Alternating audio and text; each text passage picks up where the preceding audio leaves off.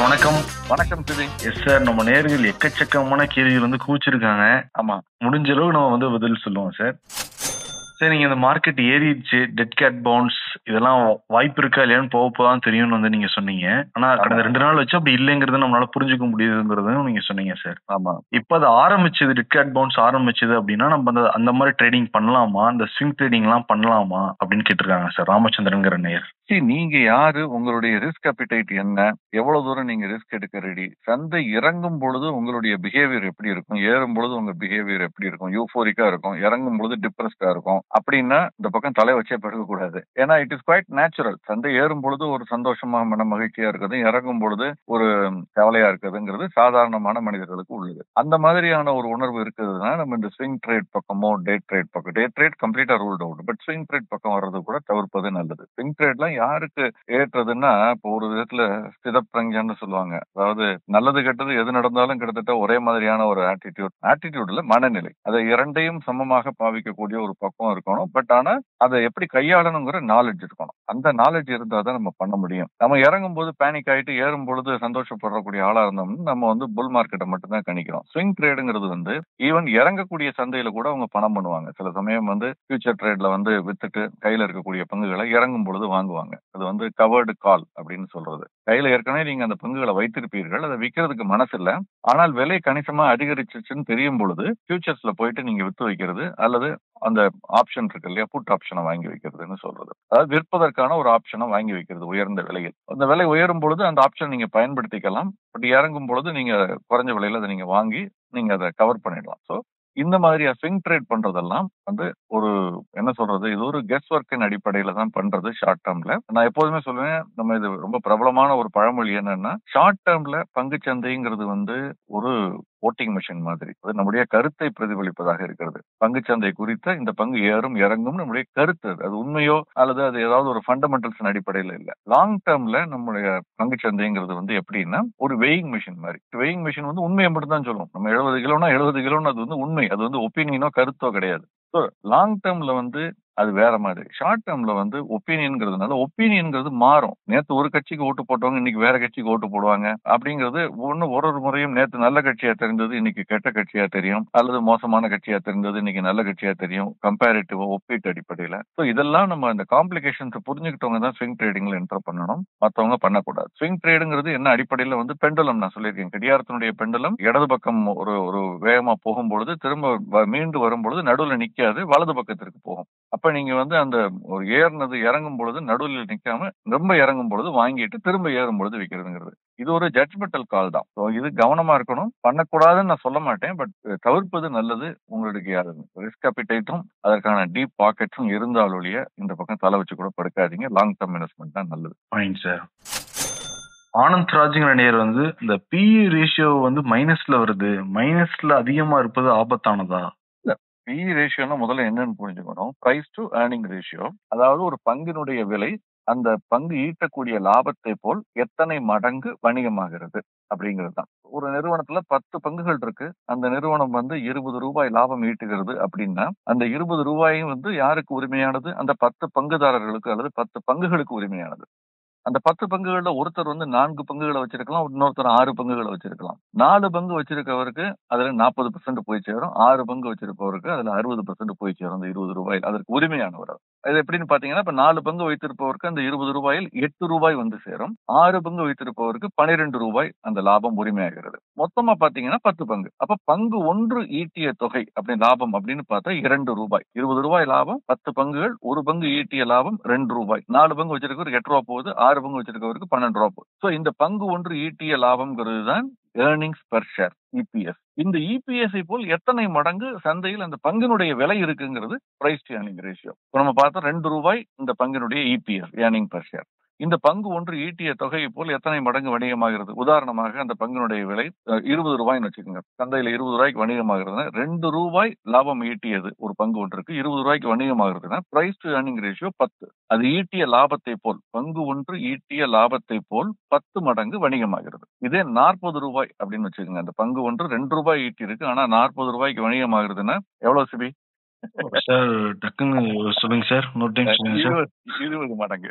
இது இல்ல பரவாயில்ல, நான் சொல்றதை திரும்ப போட்டு கேட்டீங்கன்னா உங்களுக்கு புரியும். ஏன்னா நம்ம இதுதான் நம்ம ஒரு வீடியோ ப்ரோக்ராம் இருந்ததுன்னா நம்ம பின்னால பண்ணுவோம். ம், பட் ஒரு எளிமையா சொல்லணும்னா 20 ரூபாய் பங்கு ஒன்று ஈட்டிய லாபம் 2 ரூபாய். ம், 20 ரூபாய்க்கு வணிகமாகுதுன்னா 10 மடங்கு. ஓகே, பிரைஸ் ஏர்னிங் ரேஷியோங்கிறது 10 மடங்கு. இதே வந்து 40 ரூபாய்க்கு வணிகமாகுதுன்னா 40 ரூபாய் டிவைடட் பை 2 ரூபாய், அப்ப 20 மடங்கு. பங்கு ஒன்று ஈட்டிய லாபத்தை போல் 20 மடங்கு வணிகமாகிறதுனாலதான் 2 × 20 40 ரூபாய். அந்த பங்கினுடைய விலை 40 ரூபாய்க்கு வணிகமாகுது. அப்ப வாங்கலாமா? பொதுவாக 40 ரூபாய்க்கு வணிகமாகும் பொழுது, அதாவது PE ரேஷியோ ஹையா இருக்கு இல்லையா, 20 மடங்கு இருக்கும் பொழுது வாங்குறதை தவிர்க்கணும். 10 மடங்கு இருக்கும் பொழுது வாங்கலாம். இது ஒரு உதாரணத்துக்காக சொல்றேன். துறை வாரியாக இந்த PE ரேஷியோங்கிறது மாறும். இப்ப இதே நிறுவனம் லாபத்திற்கு பதில் நஷ்டமா இருந்தா என்ன ஆகும்? இப்ப மைனஸ்ல தான் இருக்கும். சோ மைனஸ்ல இருக்கக்கூடியதை வந்து வாங்கலாமான்னா, அந்த நிறுவனம் வந்து எதனால அந்த நஷ்டம் வந்திருக்கு அப்படிங்கறத அனலைஸ் பண்ணி வாங்கலாம். பொதுவாக லாபம் அதிகமாக ஈட்டக்கூடிய நிறுவனங்கள், பங்கு ஒன்றின் மீது லாபம் அதிகமாக ஈட்டக்கூடிய நிறுவனத்தை வாங்குறது நல்லது. அந்த நிறுவனத்துல கூட பிரைஸ் டு ஏர்னிங் ரேஷியோ குறைவாக இருக்கிறத வாங்குறது நல்லது. அதாவது பங்கு ஒன்று ஈட்டிய லாபத்தை போல் எத்தனை மடங்கு வணிகமாகிறதோ அது குறைந்த மடங்கு வணிகமானா நல்லது. அதிக மடங்கு வணிகமானால் நம்ம அதிக விலை கொடுத்து வாங்குறோம் அப்படிங்கிறது அர்த்தம். அதை தவிர்க்கணும். பட் இதுக்கு எக்ஸப்ஷன்ஸ் எல்லாம் உண்டு. அது நெகட்டிவா இருக்கும் பொழுது ஏன் வாங்கக்கூடாது? பொதுவாக வாங்கக்கூடாது. ஏன்னா ஆல்ரெடி நஷ்டத்துல இயங்குறதுனால தான் அது நெகட்டிவ்ல இருக்கு. PE ரேஷியோங்கிறது, பிரைஸ் டு ஏர்னிங் ரேஷியோங்கிறது வாங்கக்கூடாது. பட் சில சமயங்களில் வாங்கலாம். எல்லா ரூலுக்கும் ஒரு எக்ஸப்ஷன் உண்டு. என்ன எக்ஸப்ஷன்? அந்த நிறுவனம் நஷ்டத்துல இயங்குதுன்னா அதனாலதான் மைனஸ் PE ரேஷியோ வருது. அப்ப எதனால நஷ்டம்னு பார்க்கணும். அது தற்காலிகமான நஷ்டமா இருந்து, நம்ம பார்த்திருக்கோம் இல்லையா, எக்ஸப்ஷனல் ஐட்டம்ஸ்னு ஒண்ணு பார்ப்போம். அந்த பேலன்ஸ் ஷீட் பார்க்கையில நம்ம நிறைய தடவை பேசியிருக்கோம். ம். ஒரே ஒரு முறை மட்டும் வரக்கூடிய லாபம் அல்லது ஒரே ஒரு முறை மட்டும் வரக்கூடிய நஷ்டமா இருந்ததுன்னா அந்த நஷ்டத்தை ரிமூவ் பண்ணிட்டு நார்மலைஸ்டு ஏர்னிங்ஸ்னு சொல்லுவோம். அந்த நார்மலைஸ்டு ஏர்னிங்ஸை பார்த்து அது ப்ராஃபிட்ல இருந்ததுன்னா தற்காலிகமாக அந்த நிறுவனம் நஷ்டத்தில் இயங்கினால் கூட வாங்கலாம். ஏன்னா அந்த நஷ்டம்ங்கிறது இந்த காலாண்டுக்கு மட்டும்தான். அடுத்த காலாண்டுல அது லாபத்துக்கு வந்துடும். அப்ப வாங்கலாம். ஏன்னா இந்த நஷ்டம் திரும்ப வரப்போறது இல்ல. ஒரு ஒரு கப்பலை விற்கிறாங்க, அதனுடைய டிப்ரிசியேட்டட் வேல்யூ வந்து 100 ரூபாய், ஆனா விற்கிறது 50 ரூபாய் அப்படின்னா மீது 50 ரூபாய் நஷ்டமா போகும். அது அடுத்த தடவை அந்த கப்பலை விற்க போறது இல்ல. அடுத்த வித்தாச்சு ஆல்ரெடி. ஸோ வாங்கலாம். இப்ப இதே வந்து அதிக லாபத்துல இருக்குது, வாங்கலாமா சார்? வாங்கலாம்ல அப்படின்னா நார்மலா வாங்கலாம். சில சூழல்ல அது வாங்கக்கூடாது. ஏன் வாங்கக்கூடாதுன்னா, இந்த எக்ஸப்ஷனல் இன்கம் காரணமாகத்தான் அந்த அதிக லாபம் இந்த காலாண்டுல வந்திருக்குன்னா அடுத்த காலாண்டுல இந்த லாபம் வராது இல்லையா, அப்ப அதை வாங்குறதை தவிர்க்கணும். அதனால மட்டும் வாங்காம வேறு சில விஷயங்கள் இருந்தா தான் வாங்கணும். சுருக்கமா அவருடைய கேள்விக்கு நம்ம பதில் சொல்லணும்னா, நெகட்டிவ் PE ரேஷியோனா பொதுவாக வாங்கக்கூடாது. ஏன்னா அவங்க நஷ்டத்துல இருக்காங்கன்னு. அதே அது ஒரு முறை வரக்கூடிய நஷ்டமா இருந்து எக்ஸப்ஷனல் நஷ்டமா இருந்தால், எதிர்காலத்துல வளர்ச்சி அடையக்கூடிய நிறுவனமா இருந்தால் இந்த நஷ்டத்தை பத்தி நம்ம கவலைப்பட வேண்டியதுதான் வாங்கலாம். சிறப்புங்க சார். முடிஞ்சது ஒரு வீடியோவா கூட நம்ம வந்து பண்ணலாம் சார். நிச்சயமா கேள்விகளுக்கு இன்னும் கூட உதவியா இருக்கும். நாராயணன் நேயர் வந்து என்ன கேட்டிருக்காருன்னா, நாகப்பன் சார் அருமையான நிதானமான பதில்கள், சிறப்பு. லாங் டேர்ம் இன்வெஸ்டர்ஸ் வந்து ஃபியர் ஆஃப் மிஸ்ஸிங் அவுட்டை எவ்வாறு வந்து சமாளிக்கிறது? ஃபண்டமெண்டல், அந்த கம்பெனி பேலன்ஸ் ஷீட் அனைத்தையும் ஆராய்ஞ்சு நல்ல பங்குகளை கண்டறியும் பொழுது ஏதாவது நடந்துருது, நிஃப்டி கிராஷ் ஆகுது இல்ல கரெக்ஷன் ஆகுது, இந்த மாதிரி மனநிலையை எப்படி வந்து கையாளுறது சார் அப்படின்ட்டு நிறைய பேருக்கு இது இருக்கு சார். ஆமா. இது வந்து 30 ஆண்டுகளுக்கு மேல பங்குச்சந்தையில் இருக்கும் பொழுது எங்களுக்கு கூட இந்த மாதிரியான ஒரு சில சமயம் நடப்பது உண்டு. வாங்கலாம்னு நினைச்சுக்கிட்டு இருப்போம், விலை ஏறிடும், அப்புறம் பார்த்தா விட்டுட்டோமே அப்படின்னு வருத்தப்படுறதெல்லாம் இன்னைக்கு கூட நடந்தது. என்ன அதனுடைய எண்ணிக்கை குறைகிறது. முன்பு வந்து 30 ஆண்டுகளுக்கு முன்பு வந்து பல முறை இந்த மாதிரி ரெக்ரெட் இருந்திருக்கும், ஃபியர் ஆஃப் மிஸ்ஸிங் அவுட் இருந்திருக்கும். இப்ப அது ரொம்ப குறைவா இருக்கு. அவ்வளவுதான். அது தவிர்க்க முடியாத ஒரு விஷயம். ஏன்னா இது ஜட்ஜ்மெண்டல் கால். நம்ம ஒரு முடிவு எடுக்கிறோம். ஸோ இது நம்ம இப்படி கையாள்வதற்கு ஒரு விஷயத்தை புரிஞ்சுக்கணும். ஒரு நல்ல நிறுவனத்தை நம்ம அலசி ஆராய்ந்து அந்த ப்ரொமோட்டர் நல்லவர், நம்பர் 1, நேர்மையா நாணயமா நடக்கக்கூடியவர். நம்பர் 2, அந்த நிறுவனம் வந்து எதிர்காலத்தில் வளமான ஒரு எதிர்காலம் உள்ளது, நல்ல வளர்ச்சி அடையக்கூடிய ஒரு நிறுவனம் அப்படிங்கிறது நமக்கு தெரிகிறது. 3வது தான் விலை வருகிறது. இப்ப என்ன ஆகுது, நமக்கு ப்ரொமோட்டர் நல்லா தெரிஞ்சிருக்கு, பிடிச்சிருக்கு, அந்த நிறுவனத்தினுடைய தொழிலை பிடிச்சிருக்கு, பட் பங்கினுடைய விலை அதிகமா இருக்குன்னு நினைக்கிறோம். ஒரு கரெக்ஷன் ஆகும் பொழுது வாங்குவதற்கு தயக்கம் வருவது சகஜம். அந்த தயக்கம் ஏன் வருதுன்னா வந்து நம்ம வாங்கினதுக்கு பிறகு இறங்கிருச்சுன்னா, இப்ப இங்க இதை எப்படி கையாள்வதுன்னா, இன்னையிலிருந்து 5 ஆண்டுகள் கழித்து இந்த பங்கினுடைய விலை எப்படி இருக்கும், இந்த நிறுவனத்தினுடைய செயல்பாடுகள் எப்படி இருக்கும், சிறப்பாக இருக்கும் அப்படிங்கிற நம்பிக்கை இருந்தால் இன்னையிலிருந்து 5% 10% இறங்கினா கூட அதை மேலும் வாங்குவதற்கான வாய்ப்பா பார்க்கும் பட்சத்துல இந்த லெவல்லயே நம்ம வாங்க ஆரம்பிச்சிடும். இப்போ உதாரணமா ஒரு பங்கு 25 ரூபாய் இருக்கையில நம்ம வாங்கலாம்னு முடிவு பண்றோம், அல்லது உடனே 30 ரூபாய் ஆயிடுச்சுன்னு வச்சுக்கோங்க. வாங்க மனசு மறுக்கும், திரும்ப 25 ரூபாய் வரட்டும், நம்ம அப்புறம் பார்க்கலாம் அப்படின்னு இருப்போம். அதுக்கிடையில 35, 36, 37, 38 ஒரு ரூபாய் ஏறும். நம்ம விட்டுட்டோமேன்னு வருத்தப்படுவோம். இதுல நம்ம பார்க்க வேண்டியது என்னன்னா, மார்க்கெட்லயே குறைந்த விலைக்கு தான் நான் வாங்குவேன், நான் வாங்கினதுக்கு அப்புறம் அது இறங்கவே கூடாது, ஒரு நாள் கூட ஏறிக்கிட்டே இருக்கணும் அப்படின்னு நினைக்கிறதே முதல்ல அது வந்து சாத்தியமே கிடையாது. அப்படி யாராவது பண்ணாங்கன்னா அது மேஜிக், மிராக்கிள், மந்திர தந்திரம் அப்படின்னு சொல்ல நம்ம நினைச்சுக்க வேண்டியது. அது அது மாதிரி யாராலையும் ரொம்ப ரொம்ப நடந்த விபத்து அது, அவ்வளவுதான். அப்படி தவறாக எதிர்பாராமல் நடந்த ஒரு விஷயம் தான். நம்ம புரிஞ்சுக்க வேண்டியது என்னன்னா, இந்த பங்கு 25 ரூபாய்க்கு வாங்கலாம்னு நினைக்கிறோம். ஆனா நம்ம நினைச்சு அலசி ஆராய்ந்து வரும் பொழுது 30 ரூபாய் ஆயிடுச்சு. நம்ம வெயிட் பண்ணிக்கிட்டே இருக்காம நம்ம பார்க்க வேண்டியது, இன்றிலிருந்து 5 ஆண்டுகள் கழித்து இது 30ல இருந்து 60 ரூபாய் போகுமா, அல்லது ஒரு 55 ரூபாய் போகுமா, அல்லது 65 ரூபாய் போகுமா, ஆண்டுக்கு சரியாக ஒரு 15% மேல, 12 இருந்து 15% மேல நமக்கு ரிட்டர்ன் ஆன் கேபிட்டல் எம்ப்ளாய்டு சொல்லுவோம். ROCE அல்லது ROIன்னு சொல்றது. இப்படி பல பேராமீட்டர் மெட்ரிக்ஸ் இருக்கு. சுருக்கமா சொல்லணும்னா, நமக்கு வந்து பங்குச்சந்தையில் போடக்கூடிய முதலீடு, இந்த பங்கில் போடக்கூடிய முதலீடு நம்ம பிக்ஸட் டெபாசிட்ல போடக்கூடிய முதலீடை விட அல்லது பெஞ்ச் மார்க்கை விட அதிகமான ஆதாயத்தை ஈட்டி தருமாங்கிறத நம்ம கணக்கிட்டு பார்க்கணும். ஒரு உதாரணத்துக்கு இந்த 30 ரூபாய் 5 ஆண்டுகள்ல 60 ரூபாய் போயிடும் நமக்கு நம்பிக்கை இருக்குன்னு வச்சுக்கோங்க. நம்ம இந்த 25 ரூபாய் வரை காத்திருக்காமல் 30, 31, 32ல கூட வாங்கலாம், தப்பு இல்ல. இப்ப அடுத்த கேள்வி வரும், சார் நம்ம வாங்கினதுக்கு அப்புறம் 29 ரூபாய் வந்து நிக்குது சார், ரொம்ப தலையெழுத்து, நம்ம எனக்குன்னு இப்படி மாட்டுது சார் அப்படிமா. நான் சொல்றேன் 29 ரூபாய்க்கு திரும்ப வாங்குங்கிறேன். இப்ப அடுத்த கேள்வி வரலாம், சார் எல்லாத்தையும் 32க்கு வாங்கி முடிச்சுட்டேன், 29க்கு பணமே இல்லையே சார் அப்படிங்கிற கேள்வி வரலாம். இதற்கு தான் நம்ம திரும்ப திரும்ப சொல்றோம், பிரித்து முதலீடு செய்யுங்கள். ஒரு காலகட்டத்துல ஜட்ஜ்மெண்டல் கால் எடுக்காம அப்ப 32, 33 ஆச்சுன்னா பரவாயில்ல வாங்க. நம்ம 70ல நம்ம டார்கெட் அல்லது 60ல நம்ம டார்கெட் 5 ஆண்டுகள்ல. அது 31ல இருந்து போனா என்ன, 34ல இருந்து போனா என்ன, 35ல இருந்து போனா என்ன, 55ல இருந்து 60 5 ஆண்டுகள்ல போகும். இன்னைக்கு 55க்கு வாங்கி 5 ஆண்டுகள் 60க்கு போனா நம்ம வாங்க போறது இல்ல.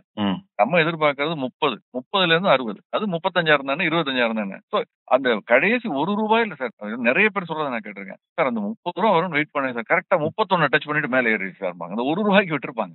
அது நம்ம பண்ணக்கூடாது. சோ சில நேரங்கள்ல இந்த ஃபியர் ஆஃப் மிஸ்ஸிங் அவுட்டை வந்து தவிர்க்க முடியாத ஒரு விஷயம்ங்கிறது புரிஞ்சுக்கணும். ஒண்ணு. ரெண்டாவது, அதை தவிர்க்கணும்னா ஒரு பிரீமியம் கொடுக்க ரெடியா இருக்கணும். அந்த பிரீமியம் நியாயமான ஒரு பிரீமியமா இருக்கணும். இது அகைன் இட் இஸ் ஜட்ஜ்மெண்டல் கால்.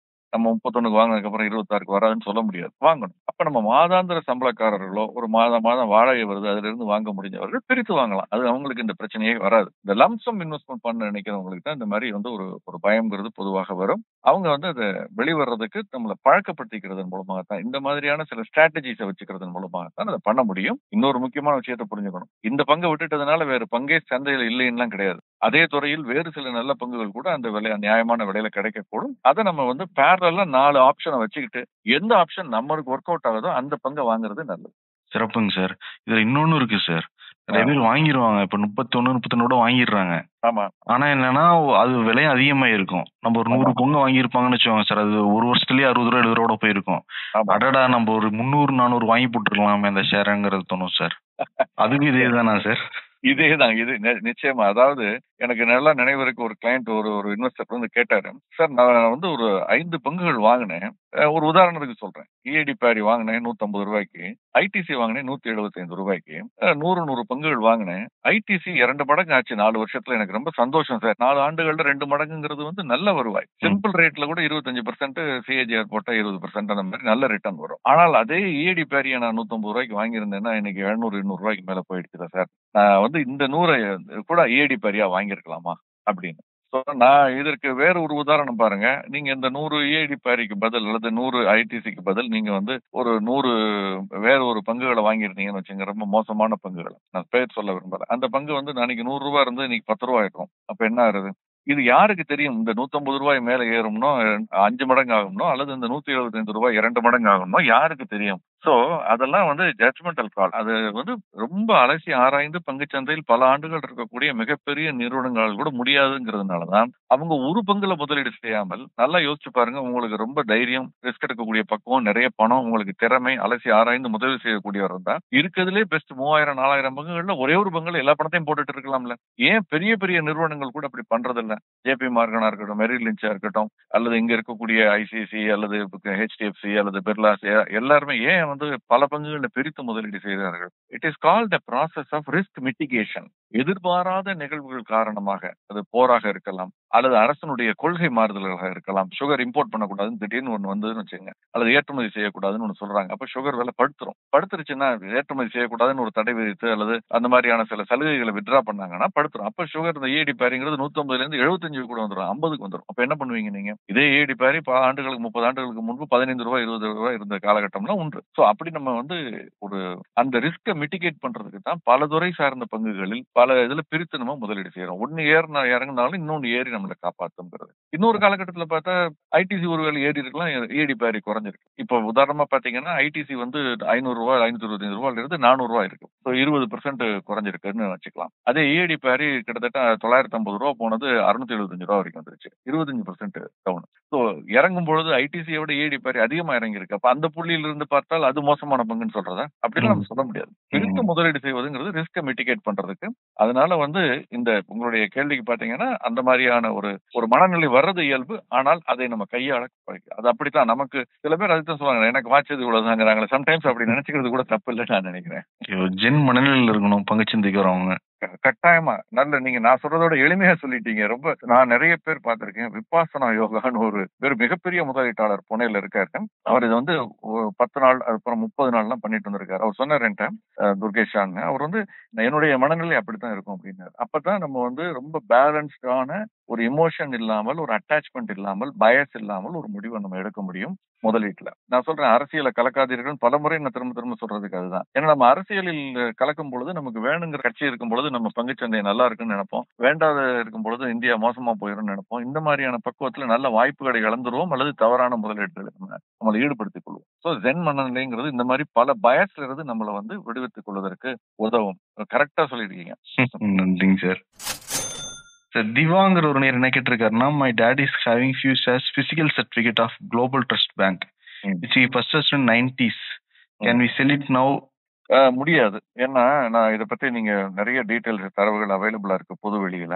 இந்த வங்கி வந்து திவாலாகக்கூடிய ஒரு சூழலுக்கு வந்து பின்னர் வந்து அதை வேற வழி இல்லாமல், ஏன்னா அந்த வங்கியில பல முதலீட்டாளர்கள் இருக்காங்க. அதாவது முதலீட்டாளர்கள் பிக்ஸட் டெபாசிட் போட்டிருக்காங்க, அந்த கடன் வாங்கினதை வசூல் பண்ணணும் அப்படிங்கறதுனால இதை வந்து ஓரியண்டல் பேங்க் ஆஃப் காமர்ஸ் அப்படிங்கிற ஒரு வங்கியோடு அந்த வங்கி அதை டேக் ஓவர் பண்ணிடுச்சு. அதோடு இணைக்கப்பட்டது. அப்படி இணைக்கப்பட்ட பொழுது அது ஒரு ஸ்கீம் ஆஃப் அமால்கமேஷன் சொல்றது, மத்திய ரிசர்வ் வங்கியினுடைய ஒப்புதலோடு நடந்த அந்த அமால்கம். இது 2004 ஆகஸ்ட் மாதம் 2004ஆம் ஆண்டு நடந்தது. அந்த ஸ்கீம் ஆஃப் அமால்கமேஷன் படி இந்த குளோபல் ட்ரஸ்ட் பேங்கினுடைய சொத்து மதிப்பு வந்து அதனுடைய லயபிலிட்டிஸை விட ரொம்ப குறைவா இருக்கு, அல்லது அதனுடைய லயபிலிட்டிஸ் ரொம்ப அதிகமா இருக்கு. அது திருப்பி கொடுக்க வேண்டிய தொகை அதிகமா இருக்கு, வங்கி கொடுக்க வேண்டிய தொகை அதிகமா இருக்கு. ஆனால் கையில் இருக்கக்கூடிய சொத்து குறைவா இருக்கிறதுனால அந்த பங்கினுடைய விலையை பூஜ்ஜியமாக அல்லது நெகட்டிவா கணக்கில் எடுத்துக்கொண்டு அதை ஓரியண்டல் பேங்க் ஆஃப் காமர்ஸ் வாங்கிடுச்சு. அந்த லயபிலிட்டிஸை பூரா அவங்க பொறுப்பெடுத்துக்கிட்டாங்க. அந்த சொத்தை விட லயபிலிட்டி அதிகமா இருந்ததுனால குளோபல் ட்ரஸ்ட் பேங்க் அந்த முதலீட்டாளர்களுக்கு எந்த விதமான பங்கும் வழங்கப்படவில்லை, எந்த விதமான ஒரு பணமும் கொடுக்கப்படவில்லை. 0 மதிப்பு எடுத்து அது வந்து அதனால அந்த பங்கு கையில் இருக்கிறதுனால எந்த விதமான பிரயோஜனமும் கிடையாது. சமீபத்துல கூட சில ஆண்டுகளுக்கு முன்பு பார்த்திருப்பீங்க, லட்சுமி விலாஸ் பேங்க் LVB அப்படிங்கிறது வந்து அந்த வங்கியினுடைய இணைப்பு நடைபெற்றதை நீங்க பார்த்திருப்பீங்க. அதே மாதிரிதான் இதுவும். அன்பார்ச்சுனேட்லி அவர் இந்த பங்கை வைத்துக் கொண்டு ஒன்றும் பண்ண முடியாது. ரொம்ப போனா ஒண்ணு, நான் வந்து இது நகைச்சுவைக்காக சொல்லல, சீரியஸாவே சொல்றேன். ஏன்னா அவர் வந்து நிறைய பணம் போட்டு இருக்கலாம், அவர் வருத்தப்படக்கூடாது. பட் எதுக்காக ஸ்கிரிப்டோஃபிலி அப்படின்னு ஒரு ஹாபி இருக்குது. இந்த ஸ்கிரிப்டோஃபிலிங்கிறது இந்த மாதிரி ஓல்டு பழைய நிறுவனங்களுடைய சர்டிபிகேட்ஸை வந்து கலெக்ஷன் பண்றது ஒரு ஹாபியா இருக்கு. அந்த மாதிரி இந்தியா முழுக்க சர்வதேச அளவில் இருக்காங்க. அதுல யாராவது இதுல ஈடுபாடு இருந்தா அவங்கள்ட்ட விற்கலாம். பெரிய அளவில் இதுல பணம் வராது. ஏன்னா நிறைய பேர் இந்த சர்டிபிகேட் இருக்கிறதுக்கான வாய்ப்புகள் இருக்கு. ரொம்ப குறைவான அளவில் இருக்கக்கூடிய ஷேர் சர்டிபிகேட்ஸா இருந்தா அதற்கு வந்து இந்த மதிப்பு கூட. உதாரணமாக சமீப காலத்துல மத்திய ரிசர்வ் வங்கியினுடைய ஷேர் சர்டிபிகேட் பங்கு பத்திரத்தை நான் பார்த்தேன். அந்த பங்கு பத்திரம் எனக்கு ரொம்ப ஆச்சரியமா இருந்தது. மத்திய ரிசர்வ் வங்கி 1930களில் தனியார்களுக்கு அந்த பங்குகளை வெளியிட்டு இருக்காங்க. அதற்கு பிறகு அதை வந்து தேசியமயமாக்கப்பட்டு அது அரசு உடைமையாக்கப்பட்டு அரசு வாங்கிருச்சு. ஸோ அப்ப அதை வந்து கட்டாயப்படுத்தி அதுக்கு கொடுத்து செட்டில் பண்ணிட்டாங்க. ஆனாலும் இந்த சர்டிபிகேட் அவர்கிட்ட இருந்திருக்கு. அதை வந்து அவருடைய மறந்து விட்டார். அவருடைய வாரிசுகள் எனக்கு எடுத்து அனுப்பிச்சிருந்தாங்க. எனக்கு ரொம்ப ஆச்சரியமா இருந்தது பார்க்கும் பொழுது. ஏன்னா நானே அந்த தரவுகளை ரொம்ப பார்த்ததில்லை. அப்புறம் நான் அதை பற்றி ஆய்வு செய்த பொழுது இப்படி இருந்தது. ஸோ அந்த சர்டிபிகேட்டுக்கு வந்து பெரிய மதிப்பு இருக்கு இன்னைக்கு. அந்த மத்திய ரிசர்வ் வங்கியினுடைய பழைய சர்டிபிகேட் இப்போ எடுத்து யார்ட்டையா கொடுத்தோம்னா அதுக்கு பெரிய மதிப்பு இருக்குது. அந்த மாதிரியான சில விஷயங்கள் இருக்கு. இதுக்கு எவ்வளவு இருக்கும்னு எனக்கு தெரியல. பட் அதை தவிர 0 மதிப்பு தான். இதற்கு எந்த விதமான மதிப்பும் கிடையாது. ஏன்னா இதற்கு இணையாக ஓபிசி ஷேர்ஸ் அவங்க கொடுத்துருக்கணும். கொடுக்கறதுக்கு மதிப்பிடணும். மதிப்பிட்டா 0 நெகட்டிவ். அதனால குளோபல் ட்ரஸ்ட் பேங்குக்கு oriental bank of commerce shares எதுவுமே கொடுக்கப்படவில்லை எனக்கு தெரிந்து. இதுதான். ஓகே, ஸ்கிரிப்டோஃபிலி ரொம்ப இன்ட்ரெஸ்டிங்கான தகவல் சார்.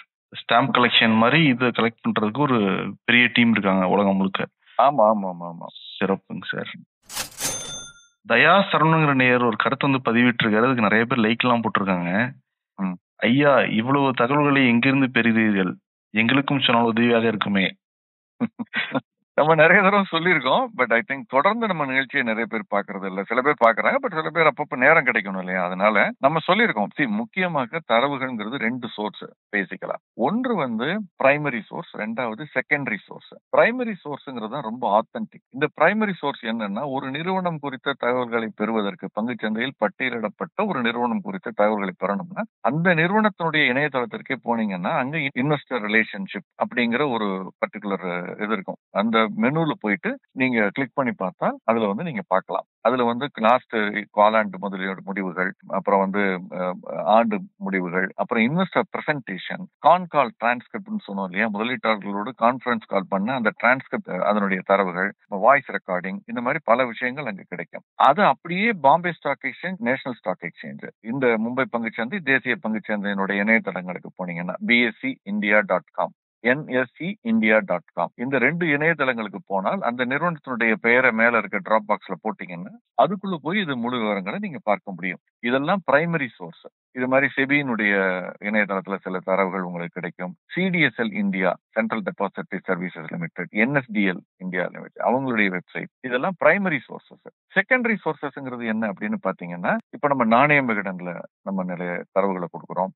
மணி கண்ட்ரோல்ங்கிற மாதிரியான இணையதளங்கள்ல, வேல்யூ ரிசர்ச் அப்படிங்கிறது மியூச்சுவல் ஃபண்டுக்கு இருக்கும், மார்னிங் ஸ்டார்ங்கிறது மியூச்சுவல் ஃபண்டுக்கு இருக்கும். இந்த மாதிரி இணையதளங்கள்ல இதே நம்ம மேல சொன்ன தரவுகளை ரொம்ப சுவாரஸ்யமான விஷயங்கள் நம்ம இல்லஸ்ட்ரேஷன்ஸோட படங்களோடு எளிமைப்படுத்தி நம்ம கொடுக்குறோம். இதுல சில சமயங்கள்ல வந்து சில இணையதளங்கள்ல வந்து வெஸ்டட் இன்ட்ரெஸ்ட் இருக்கும் பொழுது வேறு மாதிரியாக அந்த தகவல்களை ப்ரொஜெக்ட் பண்ணுவாங்க. அது வந்து சரியான தகவல்கள் தான், ப்ரொஜெக்ட் பண்ணும் பொழுது வேறு மாதிரி ஒப்பீட்டு அடிப்படையில கொடுப்பாங்க. ஸோ இதில் நம்ம கவனமா இருக்கணும். ஸோ பிரைமரி சோர்ஸை நம்புறது தான் பெட்டர். பிரைமரி சோர்ஸ்ங்கிறது அல்லது நம்ம நாணய விகடன் மாதிரி எவ்வளவு நம்ம வந்து கிராஸ் வெரிஃபை பண்ணி மேக்கர் செக்கர் கான்செப்டோடு எழுதுவோர் ஒருத்தர், அதை சர்ப்ரைஸ் பண்ணி சரி பார்ப்போர் ஒருத்தர், இப்படிங்கிற கான்செப்டோட வரக்கூடிய நிறைய இணையதளங்கள் இருக்கு. அது நம்ம பார்க்கலாம். பட் பிரைமரி சோர்ஸ் தான் எப்போதுமே பெட்டர். இந்த மாதிரி தரவுகளுக்கு, கருத்துக்களுக்கு செகண்டரி சோர்ஸ் பெட்டர். பட் டேட்டாக்கு வந்து பிரைமரி சோர்ஸ் பெட்டர். இப்போ உதாரணமாக நம்ம நிறைய தடவை சொல்லியிருக்கோம், அரசு வெளியிடக்கூடிய புள்ளி விவரங்கள் இருக்கு இல்லையா? அரசு வெளியிடக்கூடிய புள்ளி விவரங்கள் என்ன? மாதாந்திரம் CPI, கன்சியூமர் பிரைஸ் இண்டெக்ஸ் அல்லது சில்லறை நுகர்வோர் விலை குறியீடு. அதே மாதிரி மொத்த விலை குறியீடுன்னு சொல்லக்கூடிய ஹோல்சேல் பிரைஸ் இண்டெக்ஸ் அல்லது WPI. அதே மாதிரி இண்டெக்ஸ் ஆஃப் இண்டஸ்ட்ரியல் ப்ரொடக்ஷன் சொல்லக்கூடிய தொழில் உற்பத்தி குறியீடு. இந்த 3 தரவுகள் வந்து MOSPI India, MOSPI, ministry of statistics and programme implementation, இவங்களுடைய வெப்சைட்ல பார்க்கலாம். GDP குறித்த புள்ளி விவரங்கள்.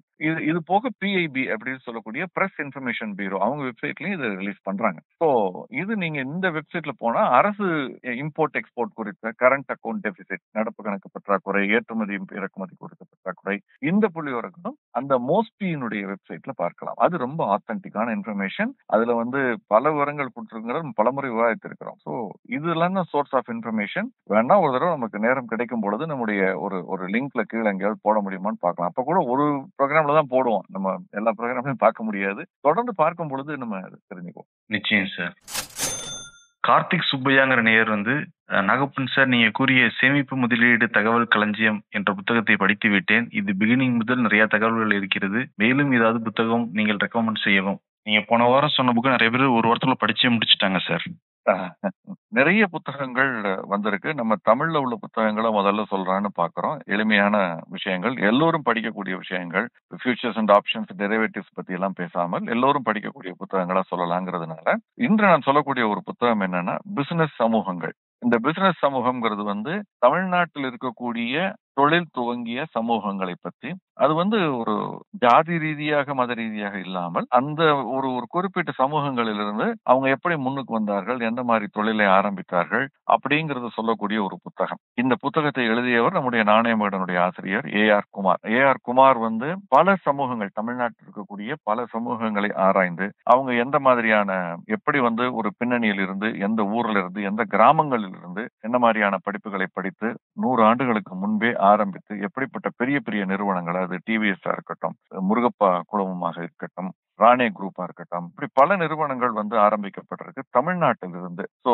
அந்த மாதிரி சிமெண்ட் நிறுவனங்கள், பல நிறுவனங்கள், இந்தியா சிமெண்ட்ஸா இருக்கட்டும், இந்த மாதிரி ஒவ்வொரு சமூகத்திலிருந்து முன்னுக்கு வந்தவர்களை எந்த மாதிரி பின்னணியில் இருந்து, எந்த மாதிரி கிராமத்தில இருந்து எப்படி கஷ்டப்பட்டு உழைத்து முன்னுக்கு வந்து, இந்த மாதிரி ஒரு பஸ் சேவையிலிருந்து, காப்பீட்டு நிறுவனங்கள் இருந்து, வங்கிகளில் இருந்து, பலதரப்பட்ட நிறுவனங்களை எப்படி 100 ஆண்டுகளுக்கு முன்பு வந்து உழைத்து முன்னுக்கு வந்து துவங்கி இருக்கிறார்கள், இன்னைக்கு நம்ம பெருமையாக பேசக்கூடிய பல விஷயங்களை எப்படி ஆரம்பித்தது அப்படிங்கறத வந்து அதுல சொல்லி சொல்லியிருக்காரு. நிச்சயமாக நமக்கு வந்து ஒரு மோட்டிவேஷனலா தொழில் துவங்க விரும்புபவர்களுக்கு யார் வேணாலும் ஒரு கடுமையான உழைப்பின் மூலமாக, படிப்பின் மூலமாக, ஒரு நெட்வொர்க் டெவலப் பண்றதன் மூலமாக நம்ம முன்னுக்கு வர முடியும்ங்கிறத வந்து நமக்கு சொல்லக்கூடிய ஒரு புத்தகமா நான் பார்க்கிறேன். ஏன்னா பங்குச்சந்தைகளை நம்ம முதலீடு செய்யறதுக்கு நாளைக்கு என்ன பங்குகளை வாங்கலாம் சார்ங்கிற கேள்விக்கு வந்து யார் வேணுமானாலும் பதில் சொல்லலாம். ஏன்னால் அது பாதி சரியா இருக்கும், பாதி தவறா இருக்கும். ஆனால் இந்த மாதிரியான விஷயங்களை சொல்றதுக்கு ரொம்ப குறைவான புத்தகங்கள் தான் வந்திருக்குன்னு நான் நினைக்கிறேன்.